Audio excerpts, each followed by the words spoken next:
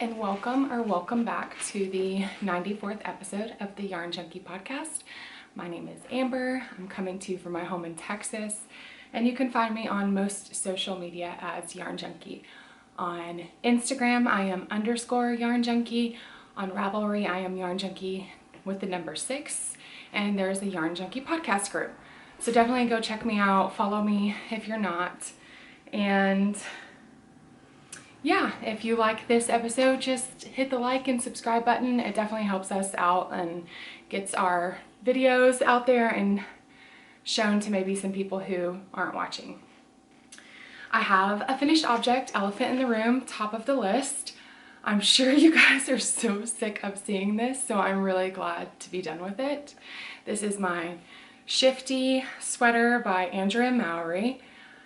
I knit the smallest size and followed the pattern basically, except my modifications were I knit the sleeves and the body much longer than the pattern said. I believe the pattern said like 3/4 length sleeves, and it was supposed to be a cropped sweater, but I will stand up. You can see mine is not cropped. It definitely grew after I washed it. I was kind of freaking out about how big it looked when it was drying, but it fits great. I'm super happy with it. I was experiencing so much anxiety to get through this because, as you guys know, I was fighting yarn chicken the whole way. I lucked out though because I had, so the main color that I used, the light mint color, is a Madeline Tosh. They're fingering weight like 75% merino, 25% nylon, I believe. Twist Light, that's the blend name. But this is the little nugget I have left. And I only had 2 skeins of this, but I also had one of their Farm Ranch. I can't remember. They didn't carry this blend for very long, Madeline Tosh. But it's like this sport weight, kind of rustic yarn. There was actually vegetable matter in it, and it's a non-superwash. But I just used that on the cuffs, on the collar, and on the hem. But it turned out so well. It was the same color as my main color, and so it turned out so well. And then the other yarn that I held throughout was Spin Cycle. The Madeline Tosh colorway was called Havana, and the Spin Cycle colorway is Overpasses. And I kind of wanted a monochromatic version as opposed to like just using Spin Cycle or using 2. I know people have used the Zapper balls to knit this too. And instead of doing that, because it looked scrappy at that point, I just wanted it to look more cohesive. And so I used the same yarn, and this is what I have left, guys. Okay, I already showed you. This is the little nugget of Madeline Tosh, and I had a little bit more of this, but I can't find where I put it. But that was colorway Havana. Are you gonna focus? I don't know why my camera's not focusing. And then the Spin Cycles was Overpasses, and this is what I have left of that. 2 little nuggets, and that's it. I was definitely nervous about yarn chicken. I probably could have eked out another couple of rows, but I didn't need to. Like, my sleeves are perfect and the body of it's perfect. This is turned out exactly like I wanted. So I'm super excited about that. When I was at knit night the other night, my friend Katelyn, hi Katelyn, wove in all the ends on the body. I just lack the ones on the sleeves. So thank you, Katelyn, for doing that. And as you can see, I still have not woven in my ends.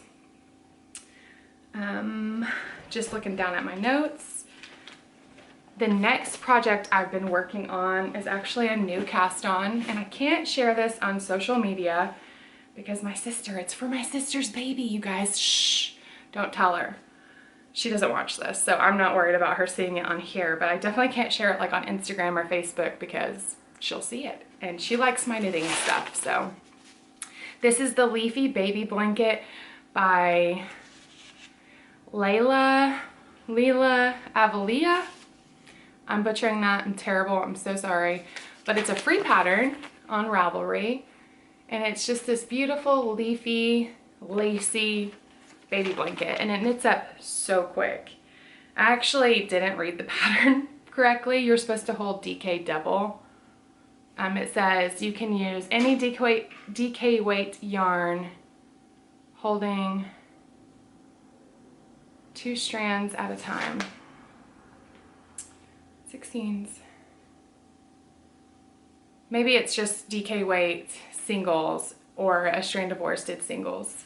And the other yarn may be a fingering weight yarn because she used it double. Okay, so I did it right.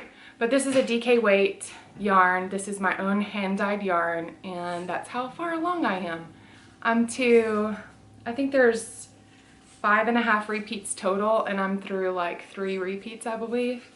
But I will probably knit it a bit longer, and the pattern gives you tips and tricks about how to knit it wider or longer and just adding the rows or stitches, but it stretches out really well. I have it on the needles and I don't want to lose stitches, but once I wash and block it, I feel like it's going to be much wider than it is on the needles. And I'm loving this stitch pattern. The yarn is just this beautiful mint color, much like my sweater. I'm kind of over knitting with mint at this point. I'm like, okay, never knitting with mint again. But she loves mint. This is one of her favorite colors, and so I just thought that would be a beautiful baby blanket, and it is turning out so gorgeous. And so this was only 2 or 3 sittings of working on this project, and like with 2 or 3 more I could be done with it if I stick to it, which hopefully I will. Hopefully the next episode you guys watch, that will actually be an FO. But I knit a swatch to cast on another project. Y'all don't judge me. This is the Ombre Cardigan by Tanis Fiber. And my pattern, my picture is so blown out because my camera needs ink. But I'll insert a photo here because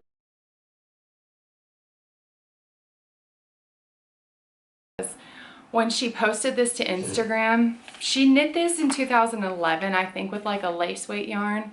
And now she's re-released it, knitting it with mohair.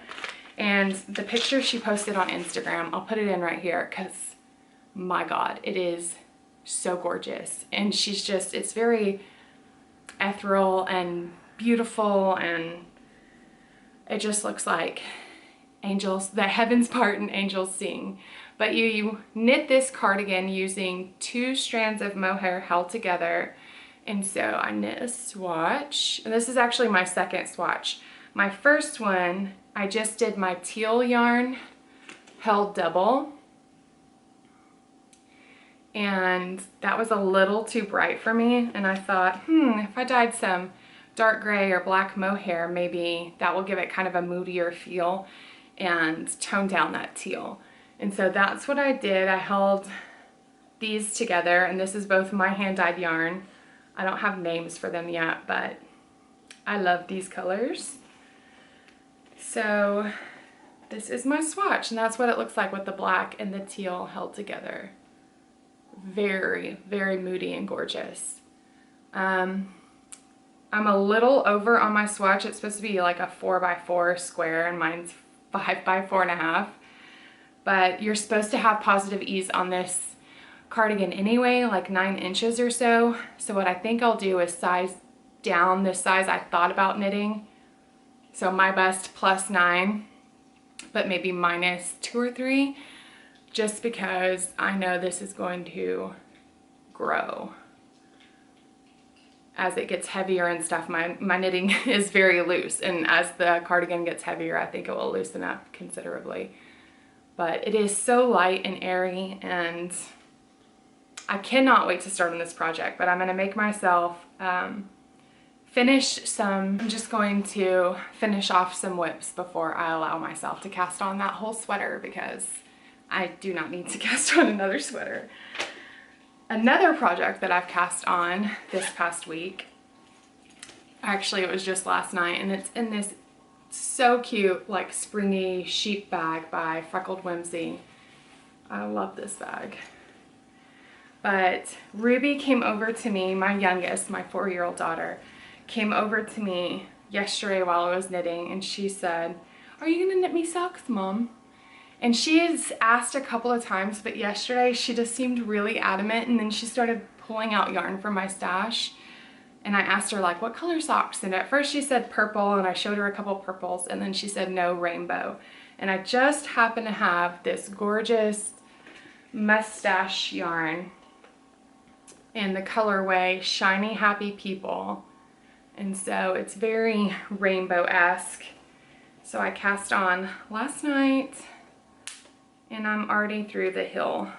I did the Rose City Rollers, which is a pattern by Katelyn Briner. I can't remember if it's a free or paid pattern, but I've knit this pattern quite a bit. I knit my other daughters lots of socks when they were smaller. They don't really wear a lot of knit wear, so I don't knit for them too much. But Ruby is super knit worthy. I've got a tangle. So I had to cast on her pair of socks as soon as she asked. But that's how far along I got. I knit the little rolled hem and a Fish Lips Kiss heel, and today I'll probably at least get one sock finished, I think. Maybe just knitting the leg. But that yarn is just so bright and so springy. It's gorgeous. So I'm looking forward to her just being so happy about her little knit socks. I think that she'll wear them a lot. She really wore the gloves a lot, and the fingerless mitts that I knit her a couple months now ago, but that is just the start of that project. I haven't worked on any of my other sock whips. They've just kind of been marinating in the stash. I'll get back to them. I'm not worried about it. I have worked a bit on my, I guess I'll show my acquisitions and then I'll talk about life stuff. But so I told you guys last time that I wanted to knit this Clara dress for my sister's baby, and I couldn't find the pattern, but leave it to my best knitting friend Katelyn, because she found the pattern, bought it, and gifted it to me. So thank you, Katelyn. And her and I are both gonna cast this on together because she's got a couple of babies to knit for, and I'm gonna, like I said, make this for my sister. I showed the yarn I was gonna use last time, but I will likely cake this up today and at least start it. Katelyn and I are going to yarn crawl on Friday, and so maybe we'll have this to knit on as we eat lunch or something.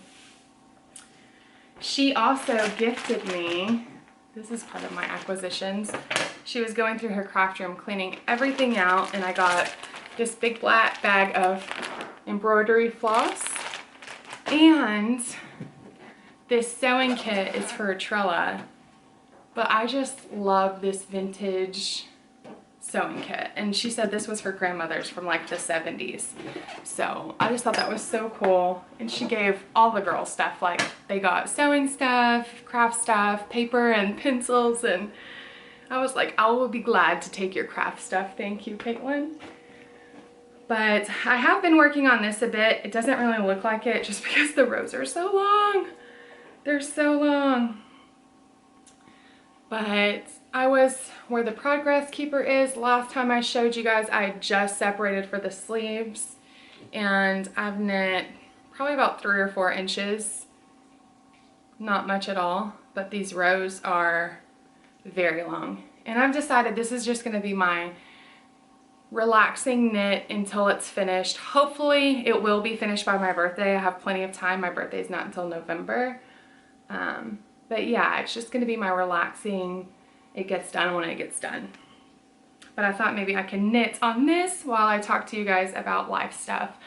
So, no prom, guys. I just found that out. A couple weeks ago, I mentioned Atrella was getting ready to go to prom. Atrella actually, I'm gonna adjust the camera so you can maybe watch me knit.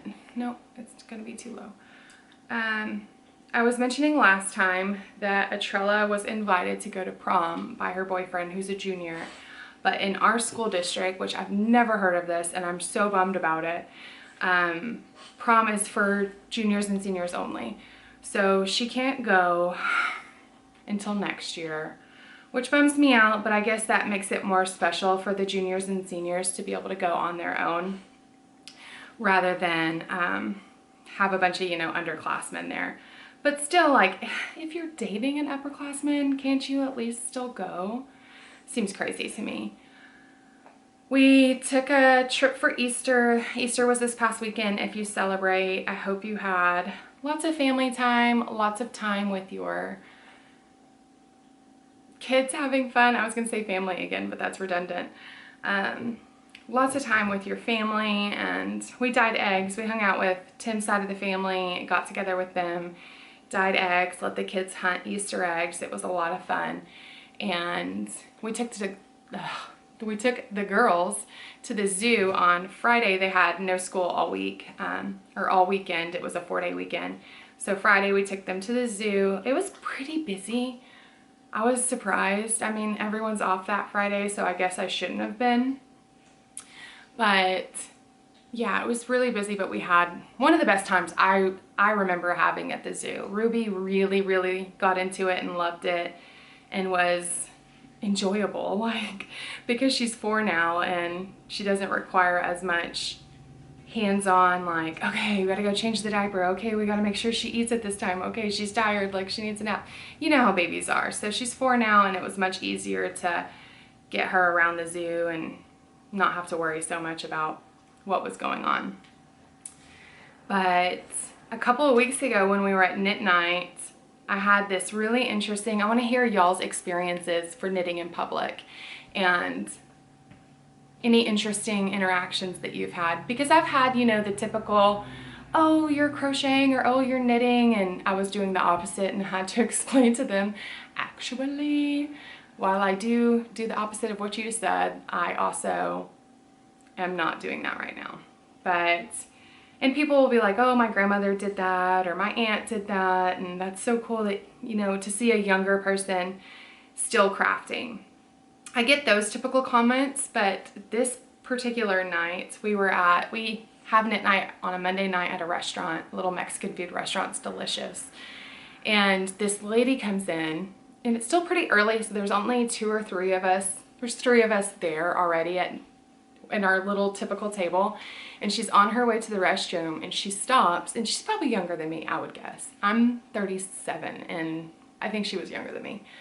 But she stops, like she's startled, and she goes, oh my gosh, is this a knitting club?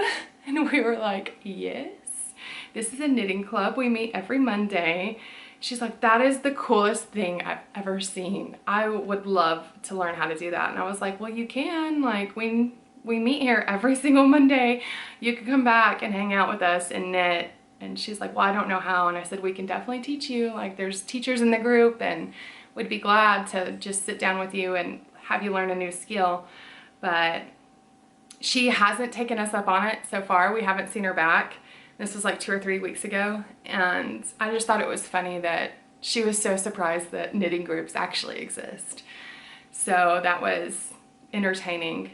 And like I mentioned, Katelyn and I are gonna go do some of the DFW yarn crawl this weekend. Yarn crawl lasts from like April 22nd through May 1st, I wanna say. And it is all of the DFW / surrounding areas yarn shops, and we plan to go really far for me because I am an hour west of DFW, and we're going to a yarn shop an hour east of DFW, and it takes you about an hour 40 minutes to transverse the Fort Worth, Dallas area. So it's going to be an all-day knit-a-thon with Katelyn. We're gonna do some vlogging. I've never vlogged before, so I don't know how much of the footage I'll actually upload, but quite a few vlogs, and always enjoy seeing people out and about and hearing about their adventures. And so we're gonna do that on Friday. I'll probably get that uploaded, probably not over the weekend. Maybe I'll have to wait till Monday just because I'm always busy with the girls on the weekend. But I also wanted to say it's coming up on my podcast anniversary, and I've had a lot of new followers lately on Instagram. So I wanted to do like a Meet the Maker or an Ask Me Anything thread. I was going to do a Meet the Maker episode where I talk about like my origins and how I came to crafting, you know, like they do. And I wanted to see if you guys had any questions. You can go over to the Ravelry group and leave me a question. I'll have an Ask Me Anything thread, or you can just pop it down in the comments on YouTube or direct message me on Instagram, whichever is easiest for you. I'm not, you know, a stickler for the rules, and so I'll be going and checking all of the social medias for any questions people have for me. And yeah, I'd love to have you guys ask those burning questions you may have. That is all I have to show you guys this week. It's been so enjoyable to sit down with you guys, like always. I look forward to doing this and hearing about what you guys are working on, or just y'all's tips and tricks that y'all have helped me with. So definitely leave me a like, comment down below if you've ever had one of those funny knitting experiences. And yeah, I'll talk to y'all next time. Bye.